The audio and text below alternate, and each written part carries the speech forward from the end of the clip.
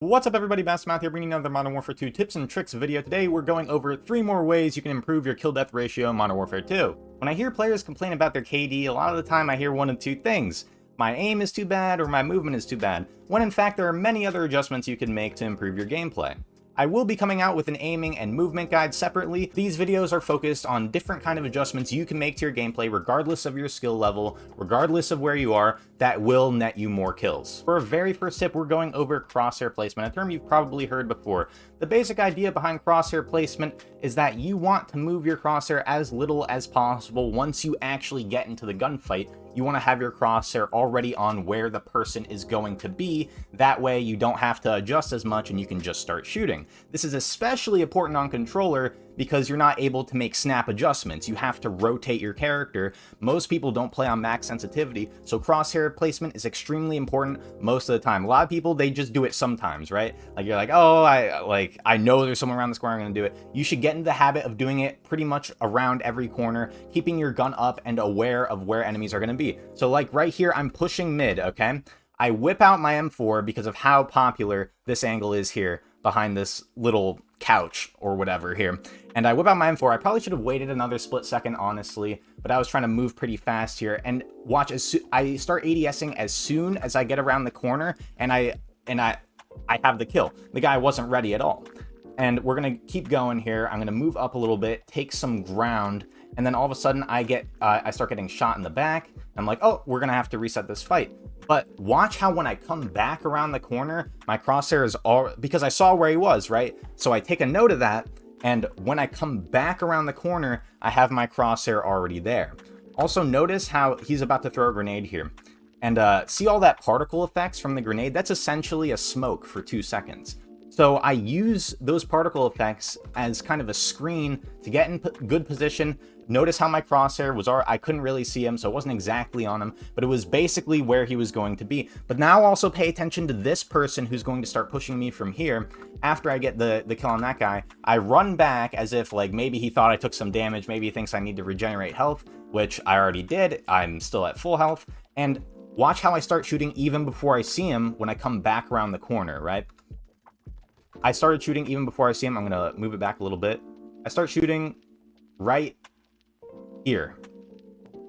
And it's hard to tell because of the frame rate. It's from a stream. But I started shooting before he came around the corner. And that's because I knew he was going to push me. I could hear him. I saw him see me. So I come around the corner with my crosshair where he's going to be pushing me from where I last saw him, already shooting. That's a guaranteed kill. So crosshair placement will get you easy kills if you do it properly. For our next tip, we are going over positioning, how to play a position in different scenarios. And in this scenario, we are playing a pretty close team deathmatch game, so kill death ratio is very important, right?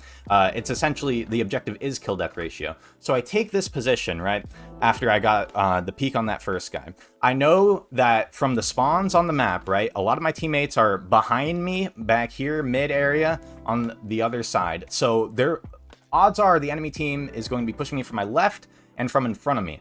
Right here, maybe from here if they make a play around mid and come around like that, which they do like to do. So now I have to basically do angle isolation based on my position. The reason why this is a good position is no one can come from behind me. I can separate angles, right? So I can check, I can go to the left of this countertop, crouch, I'm invisible to here and here, I can check this. I can go on the opposite side of the countertop, crouch, and then I'm invisible to here and check this. I can crouch up and down behind the table and become invisible and then revisible and just check real quick like that. I can do a lot with this countertop, right? There are some things that aren't so good about the position because it's really easily nadeable. If someone hits a good bank shot nade in here, there's really not enough time for me to maneuver away from it, right? So there's no such thing as a perfect position because that would be poor map design, essentially. But this is a pretty good position in this scenario from what I described of the spawns. Pay attention to your mini map. That's how a lot of the time you'll be able to figure out, is this a good position for me to be in right now? Because a lot of times it might be a good position a lot of the time technically, but for that specific scenario in that specific game, it might not be. So there might not be a lot of enemies around there. There might be too many enemies around there. You got to play it by ear, kind of feel out what's happening. But I know this is a high traffic area for this enemy team, so I decided to set up here and try to stack kills. As you can see, this is also a great example of crosshair placement. I will be constantly aware and looking of where the next enemy is going to be. As you can see, I even shot through that smoke as a bit of a pre-fire. Just started hitting, so I was like, okay, I'm gonna keep shooting. Got an easy kill that way. Checking my angles. Notice how as soon as I get peeked from the angle I wasn't checking, I'm crouched. I'm behind the counter. That's the beauty of this position. And then I come back up with, again, a crosshair placement already on where that guy was shooting me from. So I come up shooting already because my crosshair is gonna be there as soon as I stand up. So that basically gives the other player no time to react, because you're not reacting. You're just pre-firing. You're shooting before you even see the guy. And that way you are able to ensure a lot more kills. And it is technically a risk, like, oh, the guy might not be peeking at that exact time, but in my opinion, it's a risk worth taking. And now here, this is something to pay attention to, because they deal with my position really well here. And the way they do that is, obviously you could have used a grenade, but the way they do it is they double peek me. So they have one person peek me one way while the other person, and get me to focus on them, while the other person comes in and basically trades while I'm distracted. And they do it beautifully here. So you'll see I'm checking the angle. I'm pretty sure I hear someone over here.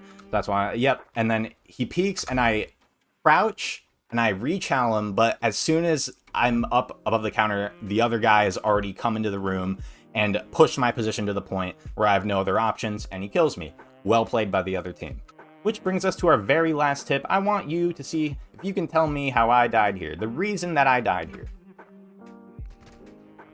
Why do you think I died? The reason is because I sprinted around the corner. So when you're sprinting, right, and sprinting is a very popular feature in every FPS that has it, especially in Call of Duty, sprinting makes you move to a location faster. It's very tempting to sprint all the time, especially as a casual player.